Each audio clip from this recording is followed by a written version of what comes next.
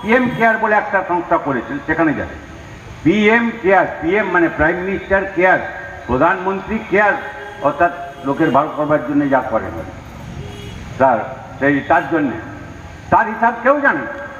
PM কেয়ারে কে পয়সা পেয়েছেন? বিজেপি, তৃণমূলে? কোথায় গেল সে টাকা? তার কোনো হিসাব আছে? তাহলে ইলেকট্রাল বন্ড থেকে, পিএম কেয়ার থেকে আরম্ভ করে, কর্পোরেট ডোনেশন থেকে আরম্ভ করে টাকাগুলো, এগুলো কিছু ব্যাপার নেই। এও কয়েক হাজার কোটি টাকা হবে, কিন্তু লক্ষ কোটি হবে না। এই টাকা বিদেশি কোম্পানি, সেল কোম্পানি যেগুলো আছে সেখানে যাচ্ছে তাদের হাতে। সেল মানে হচ্ছে খোলস, যেরকম কাঁকড়ার উপরে শক্ত থাকে, তো কচ্ছপের পিঠ শক্ত জিনিস দিয়ে সেল মানে তাই এই খোলস, তার মধ্যে যে কোম্পানি, সেই কোম্পানিতে কজন কাজ করেন? 2 জন কি 3 জন কর্মচারী। বেকারদের কাজ হবে না সেখানে। ম্যানুফ্যাকচারিং নয়, মোটর গাড়ি তৈরির কারখানা নয় যেখানে, তার উপরে আরম্ভ করে অনেক ছোট ছোট ইন্ডাস্ট্রি যা হয়, শিল্প হয়, সেই সব অনেক গড়ে উঠবে, যেখানে লক্ষ লক্ষ মানুষ কাজ পাবে, সেই সব নয়। এই পুঁজি শিল্প পুঁজি নয়, ম্যানুফ্যাকচারিং এর জন্য নয়, কর্মসংস্থানের জন্য নয়। মানুষের যদি কাজ পেত, তাদের হাতে পয়সা থাকতো, যে দোকানদারদের বিক্রি হচ্ছে না তাদের বিক্রি হতো। কারণ লোকের হাতে পয়সা থাকলে আপনার বিক্রি হবে, আর বিক্রি হলে আপনার ব্যবসা বাড়লে, আর সেই জিনিসগুলো তৈরি যেখানে হয় সেই কারখানাও বাড়বে, সেখানে আরো কর্মসংস্থান হবে।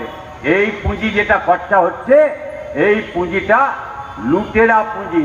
এই যে 2-3টা লোক, এরা কুপনে হিসাব রাখে, কুপনে তো নয়, এখন সব কম্পিউটারে হয়, সেই হিসাব রাখে। অফিস বলতে বড় জোর একটা ঘর কি 2টো ঘর, আর বাকি বেশিরভাগ সময় তালা পড়ে থাকে। তাহলে কে টাকা রাখলো, আপনি তার নাম নেই ওখানে, যেখানে আপনি খুঁজলে পাবেন না। এ টাকার কি হলো আপনি তার পাবেন না।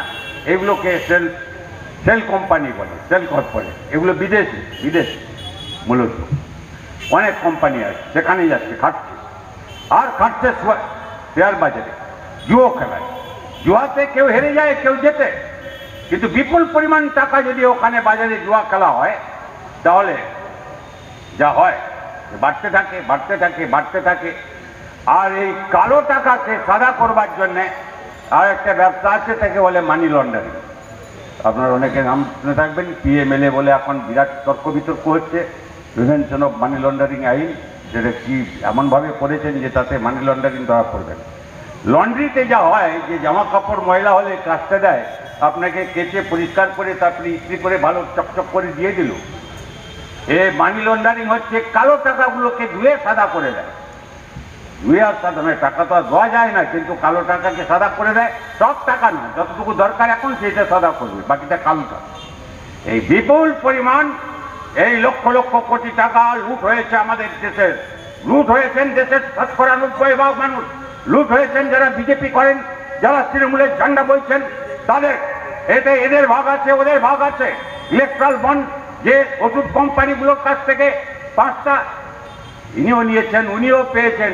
আর ওষুধের আপনি শুনলেন যে আপনি যে ওষুধটা কিনবেন, সেই ওষুধটা কিনে বাচ্চার জ্বর হয়েছে, মাথায় হাত দিয়ে বসে আছেন, ওষুধটা খেলে যে তার জ্বর কমবে তার কোনো গ্যারেন্টি নেই।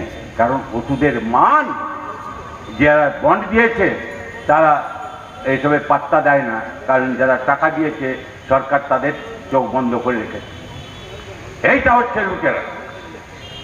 এই লুটেরাদের বিরুদ্ধে খেটে খাওয়া মানুষ, লুটেরা খাওয়া মানুষের বিরুদ্ধে খেটে খাওয়া মানুষ, লুটে খাওয়া মানুষ। আমি বলছি 140 কোটি মানুষের দেশে 1% নয়, অর্থাৎ 1,40,00,000 আমি ধরে নিলাম। আর বড় জোর তার সাকলেট করে আর কিছু লক্ষ কি 2 কোটি হতে পারে।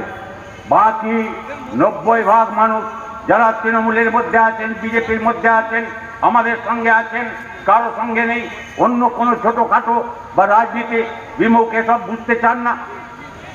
অনেক মানুষ আছেন, তাদের কাছে এই বার্তা আমাদের পৌঁছতে হবে। আর 4 তারিখে মোদী চলে গেলে ওকে বিচারের কাঠগড়ায় দাঁড় করাতে হবে। আমাদের লুটে হয়ে যাওয়ার টাকা তা উদ্ধার করতে হবে কোথার থেকে। আর তার সঙ্গে সঙ্গে এখানকার দিদিমণি, মোদির দিদি, উনি ওই যে হাজার হাজার কোটি টাকা, এ তো এখন সব জেলে ফেলে আছে, টাকা ফাঁকা সব আপনারা দেখেছেন। ছেলে পুলেগুলোর তাদের কি হবে ভবিষ্যৎ আমি জানি না। সুপ্রিম কোর্ট পর্যন্ত গেছে, এখন এরা তালিকা দিতে পারবেন কি পারবেন না আমি সব জানি না।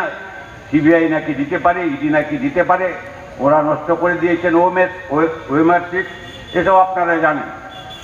কিন্তু আমার ভাবতে কষ্ট হয় যে ছেলেগুলোর টাকা দিয়েছে কোথাও ঘুষ দিয়ে, পরীক্ষা দিক না দিক তারপরেও পাস করে গেছে, চাকরি করছে, তাদের তো টাকা ফেরত দিতে হবে, তার সঙ্গে সঙ্গে আরও কি সব দিতে হবে। যাই হোক, চাকরিও যাবে, টাকাও ফেরত দিতে হবে। এরা কোথায় যাবে আমি জানি না।